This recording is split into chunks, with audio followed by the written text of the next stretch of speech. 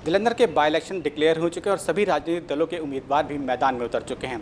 ऐसे में हम बात करेंगे अनुसूचित जाति के आयोग के अध्यक्ष विजय सापला जी से। विजय सापला जी, जालंधर के बाई इलेक्शन डिक्लेयर हो चुके हैं और सभी राजनीतिक दलों के उम्मीदवार भी मैदान में आ चुके हैं। इसे आप किस तरीके से देखते हैं बाई इलेक्शन को? देखिए, जैसा कि आपने कहा कि सभी राजनीतिक दलों के उम्मीदवार जो है मैदान में आ चुके हैं।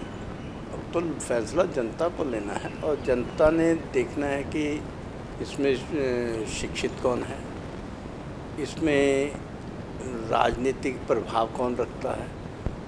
और ऐसा तो नहीं कि वो कहीं बाहुबली तरीके से काम तो नहीं करवा रहा, और शरीफ भी है, काम कराने की क्षमता भी रखता है, पढ़ा लिखा भी है। कौन है ये तो लोगों को, जनता ने अपनी आशाओं इच्छाओं की पूर्ति के लिए उनको देखना है कि उनके विकास कौन कर सकता है। ये उन आगे जाके केंद्र में जाके कौन लोग हैं जो आके वो विषय को रखने की समर्था भी रखते हैं, काम करवाने के लिए सक्षम है। ये सब सोच विचार करके लोगों को आगे आना चाहिए। और मैं समझता हूँ कि ये निर्णय जो है लोगों को बहुत सूझवान है, वो सोच समझ के ही अपना फैसला लेंगे। बीजेपी को उम्मीदवार उतारने में काफ़ी देर होगी। कल ही बीजेपी ने अपनी सीट पर उम्मीदवार के जो नाम का घोषणा की है। देखिए, मेरा कोई सीधा राजनीति से तो लेना देना नहीं है, मगर किसी ने भी राजनीति में कोई फैसला लेके किसी उम्मीदवार को उतारा तो सोच समझ के उतारा होगा। और उसमें अगर देखा जाए तो मैं सभी के दृष्टि से देखता हूँ, एक व्यक्ति के शहरी होने के नागरिक होने के नाते भी मैं समझता हूँ कि जो उन्होंने जिस नाम की घोषणा की है वो ठीक है, क्योंकि परिवार जो है पुराना राजनीति से संबंधित भी है, शिक्षित परिवार भी है, और ये सभी चीज़ों को समझते भी हैं और सक्षम भी हैं। तो इसलिए मैं समझता हूँ कि जो भी निर्णय लिया होगा वो बड़ा सोच समझ के लिया होगा। इसमें मेरा अपना क्या विचार है कि जो राजनीतिक दल पार्टियाँ जो भी फैसला लेती हैं वो अपने हिसाब से सब कुछ अच्छा बुरा सोच के ही लेती हैं। जैसे पंजाब में बच्चों की जो डिग्री के जो खासतौर पर SC बच्चों की डिग्री, वहाँ पर देखा जा रहा है कि काफ़ी कुछ तरीके का अलग अलग उसमें समस्याएँ आ रही हैं। वो किस तरीके से यहाँ डिग्री के में समझा नहीं आप? स्कॉलरशिप सॉरी, हाँ, स्कॉलरशिप। क्योंकि स्कॉलरशिप का भी मैटर जो है वो पेंडिंग चल रहा है, काफ़ी लंबे समय से हमारे पास चल रहा है। और बच्चों का जो ड्रॉप रेट है वो काफ़ी बड़ा हुआ है। अगर देखें तो 2 लाख से ज़्यादा बच्चे हर साल ड्रॉप रेट, जब से ये सरकारों के आगे आगे जैसे प्रभाव बढ़ता जा रहा है तो बच्चों की ड्रॉप रेट बढ़ता जा रहा है। ये बहुत बड़ा चिंता का विषय है, जबकि सरकारों का काम जिस योजनाओं को बनाया उसको लागू करने के लिए करना काम जो है वो प्रदेश सरकारों का होता है, ताकि जो लोगों को उनकी सुविधा के अनुसार उन योजनाओं का लाभ मिल सके। और यहाँ पर देखने के में अजीब सा लगता है कि सरकार की तरफ से ही ये कहीं ना कहीं रोक, बीच में हर्डल खड़ी की जाती है। और उसी के बीच कारण जो कॉलेजेस हैं, स्कूल कॉलेजेस हैं, और जो अनुसूचित जाति के समाज के विद्यार्थी हैं, उनके बीच में एक बहुत बड़ी खाई जो है, एक दरार, बहुत बड़ी जो दरार पड़ गई है, खाई बहुत गहरी हो गई है। उसको भर पाना जो है बड़ा मुश्किल दिखाई दे रहा है, और सरकारें उसको भरपाई करने के अलावा उसको और गहरा कर रहे हैं। क्योंकि जब तक उनके पैसे दिए नहीं जाएंगे, उनको कॉलेजेस को नहीं दिए जाएंगे, तब तक उनके मन में जो है उनकी एडमिशन जो है वो करवाने के लिए वो जो उनके प्रति उनका कर्तव्य निभाने के लिए वो सक्षम ही नहीं हो पाएंगे। तो जिस कारण ये बहुत बड़ी समस्या है। सरकार को चाहिए था कि ये पैसा कहीं ना कहीं से उनकी पूर्ति की जाए। कॉलेजों को जो पंजाब सरकार ने देना अभी तक पेंडिंग है, तो देने की जिम्मेदारी तो पंजाब सरकार की, और वो जब तक नहीं देंगे तब तक कॉलेजेस के लिए बीच में से खाई को भर पाना मुश्किल है। और ये इस साल का जो मैं बजट देख रहा था उसमें एक भी उन्होंने प्रावधान ऐसा रखा ही नहीं है कि जिसमें इस खाई को भी भरा जा सके। नहीं तो सरकारें कहते हैं कि इसको हम किश्तों में करते हैं, जबकि उनका समझौता भी हुआ था कि 2022 और 23 में हम कर देंगे, और कहीं भी इस बजट में 1 रुपया भी नहीं रखा कि इनकी भरपाई कैसे की जाएगी।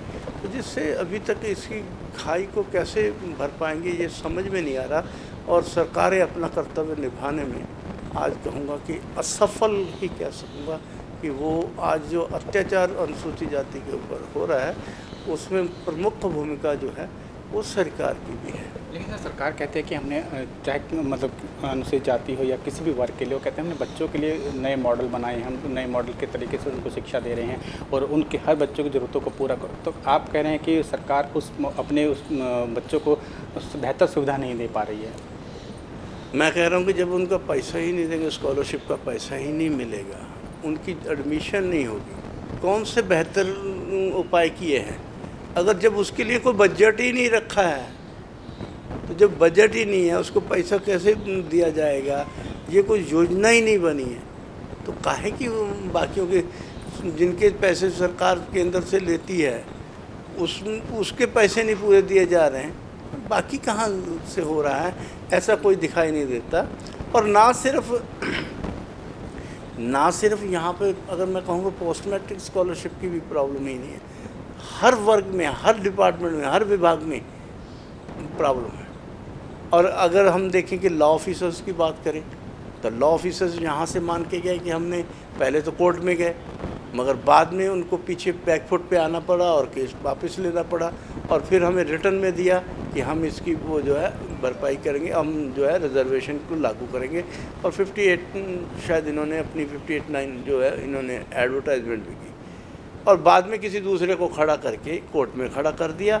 और पंजाब सरकार के जो अटॉर्नी जनरल होते हैं, उनके जो लॉ ऑफिसर जाते हैं वहाँ पे, वो जाके खड़े हो जाते हैं और जिस कारण वो जो फैसला ले नहीं पा रहे हैं, सरकार ने। मगर अनुसूचित जाति के लोगों ने भी वहाँ जाके अपने वकील खड़े किए, सामाजिक लोगों ने भी जाके अपने वकील खड़े किए और जिस कारण जज को स्टे नहीं दे पाया। जब से स्टे नहीं है, जब कहीं कोर्ट ने रोक ही नहीं लगाई, तो सरकार को अपना वो कर्तव्य निभाते हुए उनकी भरपाई करनी चाहिए, उनकी वो जो फुलफ़िल करनी चाहिए। मगर वो वैकेंसीज फुलफ़िल नहीं की गई और ये ना करने की नीयत से सिर्फ ये बता देते हैं कि वो जो सब्जेक्ट टू कोर्ट है, और ये जब तक सब्जेक्ट टू जुडिशियल है तो तब तक जो समस्या उनके लिए बनी रहेगी। ये एक बहाना है, जबकि कोर्ट ने कहीं से रोक नहीं गई। ऐसे ही हमने जजेस के लिए भी कहा था और सरकार यहाँ पर हमारे मान के गई कि हम उनको रिजर्वेशन की पॉलिसी का लाभ देंगे। पहले तो वो कह रहे थे कि हम हाई कोर्ट नहीं इंटरवीन कर रही है, बीच में नहीं करने देती।